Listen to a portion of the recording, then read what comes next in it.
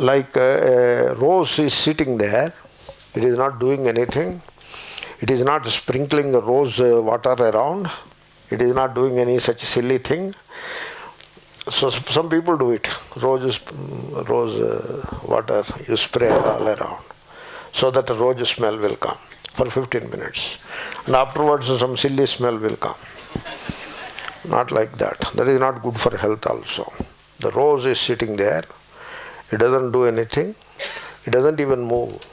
But the fragrance of the rose fills the space around. Love is like that. Love is the fragrance. I don't want to even call it quality, because quality, it is the swarupa, therefore it is not quality even. Quality means some small gap is there. There is no gap. That gap is also not there. It is the pure being itself. Therefore love is when the mind becomes silent and you abide as the pure, awareful being. Be conscious of that. That awareful being is love. Be conscious of that.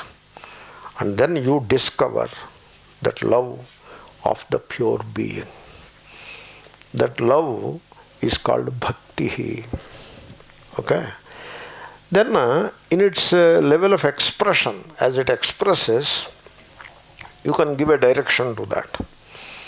So you give it a direction to Ishvara. Bhaktya tvan aham. Aham means Ishvara, you know. So this love is directed towards Ishvara. Now you can say love of Ishvara. Now what is Ishvara?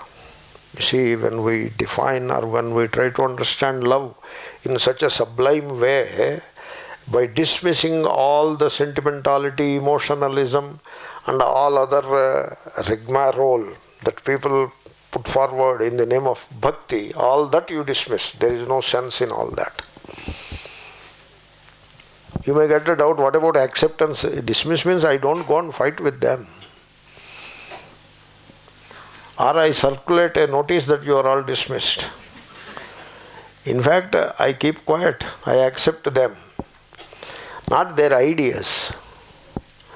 So don't misunderstand when I said dismiss. Dismiss means, am I going and fighting with them? Or sending a notice to them, you are all dismissed, move out. Am I doing all that? Am I opposed to them? I am not opposed to anything. You should know that. I am not opposed to anything. Is Shankara opposed to 72 theses, 72 kinds of philosophers? He is not opposed to anybody. Only an idea is examined. People are all Atma. Ideas are examined. Or you don't want to examine ideas also. Then you be a Buddha and take all ideas on your head.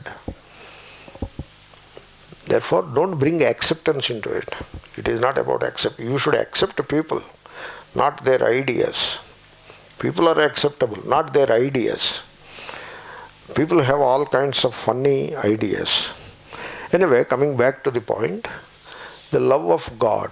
Aham is Ishvara. We say Ishvara. You see, the word Ishvara you have to correctly understand. If you understand the word Ishvara, you got the thing right.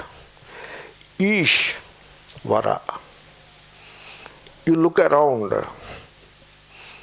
As a person, as an individual, when you look around, you can see immediately, you can recognize, or you can be conscious of, or you can be aware of a power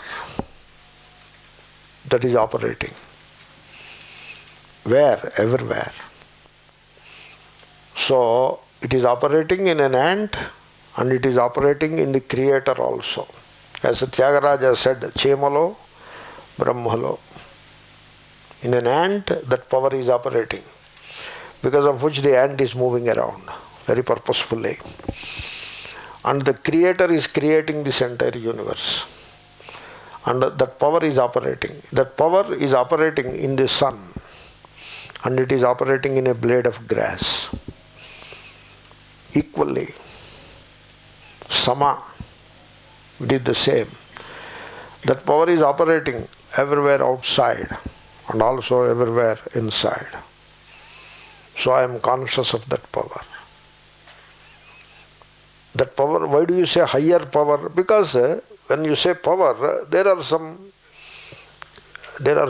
terrestrial or there are some commonly understood powers, like the power of electricity, fanning and illuminating the bulbs and all that, or the power of wind, you can feel it.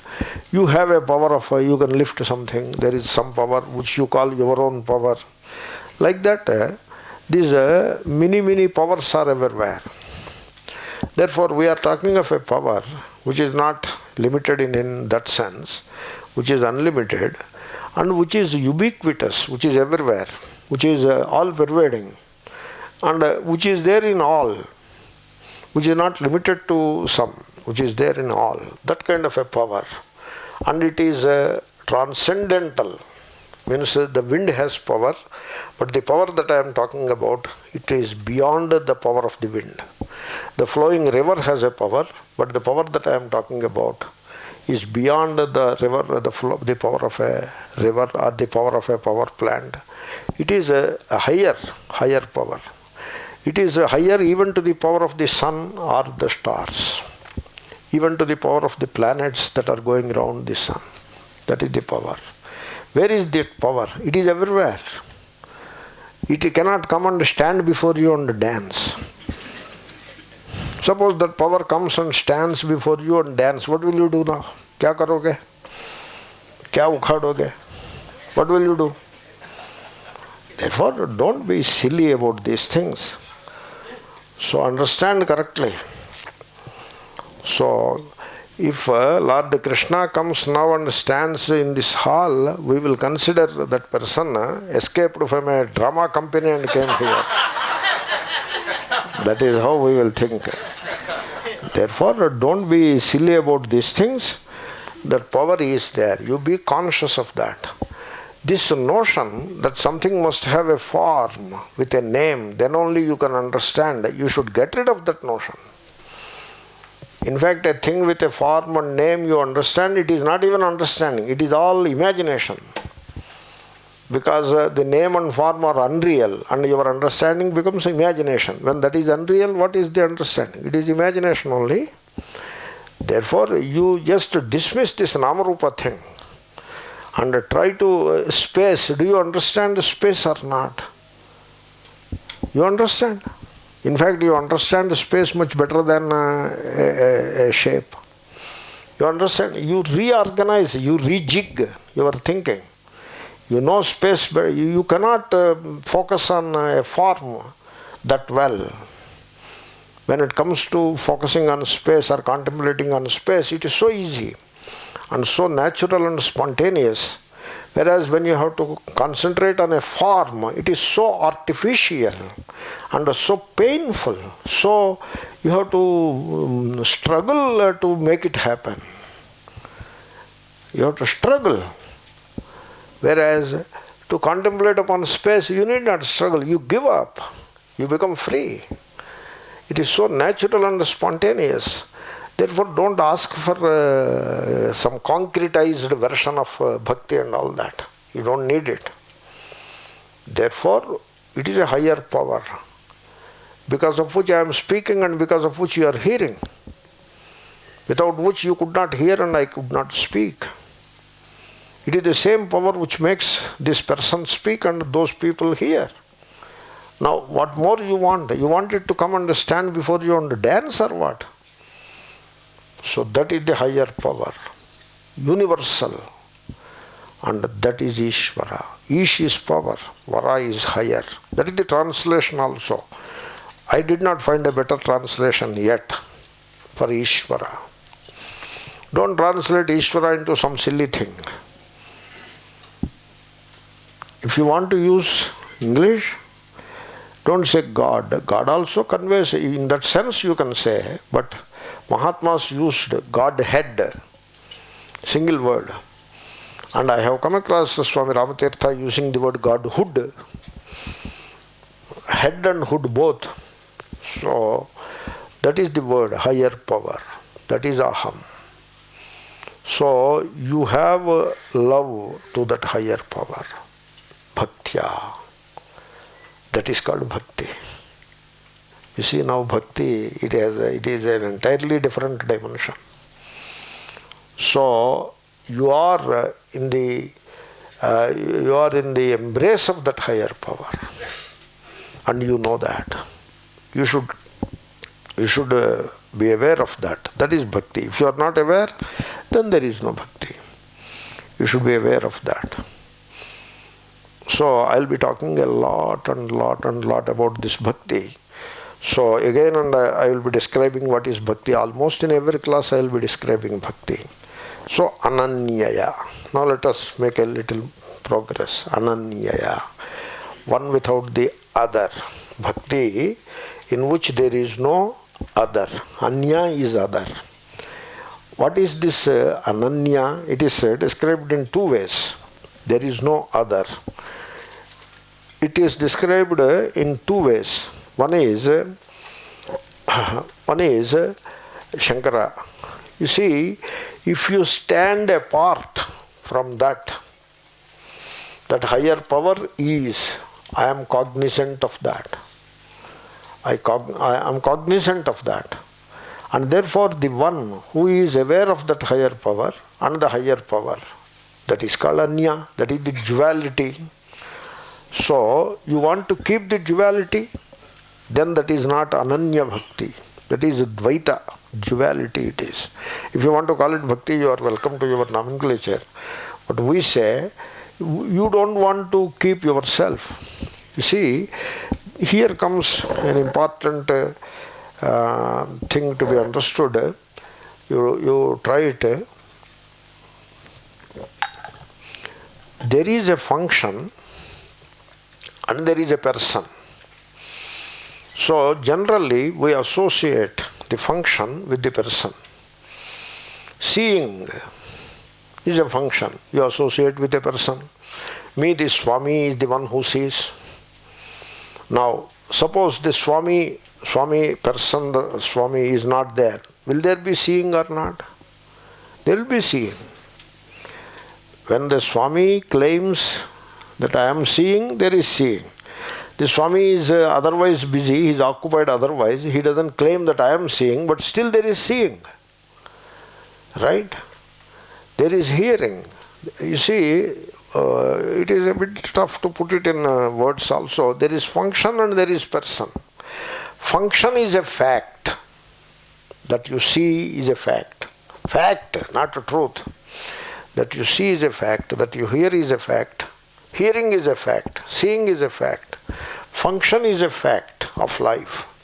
But person is not factual. There is no person. So, you see, when you love, you retain your persona and want to love. That is already the denial of love. When I say I love you, it means you alone are.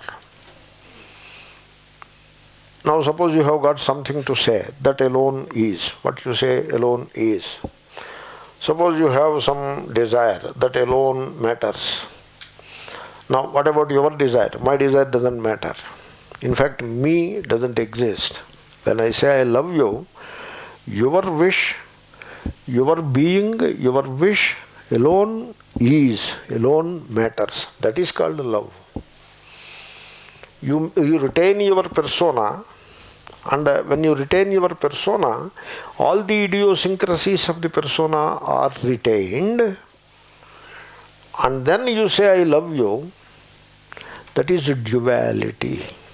So Shankara says, in the love, in the bhakti, there should be no duality. So let us see what Shankara says. Ananyaya apruthak bhutaya. So anya is pruthak. Pruthak bhuta is bhavanam, being.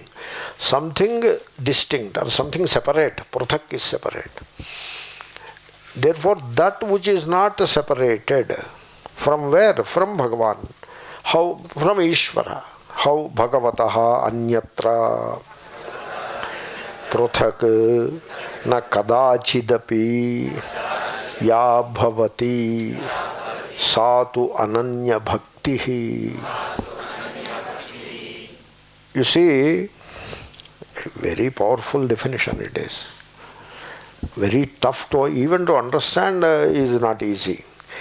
Yeah, that's why Gita Bhashyam is very tough. Brahma Sutra Bhashya is not difficult. I am not afraid of Brahma Sutra Bhashya. I will handle it. But when it comes to Gita Bhashya, I have to be very cautious. Because it is like that. It is like a scorpion, you know. Big snake, you can take all precautions and keep away. But a scorpion will bite you. Therefore, so you see, Bhagavataha Panchami Ekavachanam, fifth case. Other than Bhagavan, other than Ishvara, there is Anyatra is Saptami. Means all your love is on Ishvara alone. Ishvara and Ishvara alone, and not on anything else. That is called Bhakti, Ananya Bhakti. Like, I tell you how. Like, I love the rose. That is a samsari. That is a samsari. I love the glory of Ishvara in the rose. That is Bhakti. You see,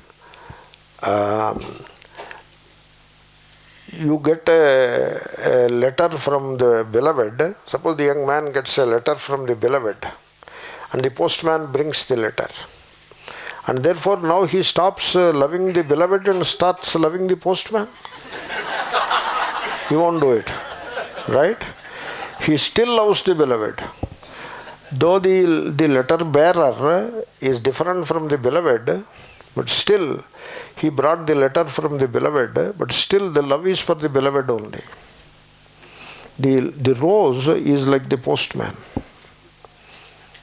I do not love the rose for itself. I love the rose because it shows me the glory of Ishvara. I love the child. If you love the child because it is your child, you are a samsari. I love the child because the glory of Ishvara I see in the child. Now you are a devotee. I love the clouds because I see the glory of Ishvara in the clouds. I love a tree because I see the glory of Ishvara in a tree. I love a young lady because I see the glory of Ishvara in a young lady. I love a young man because I see the power of Ishvara in a young man.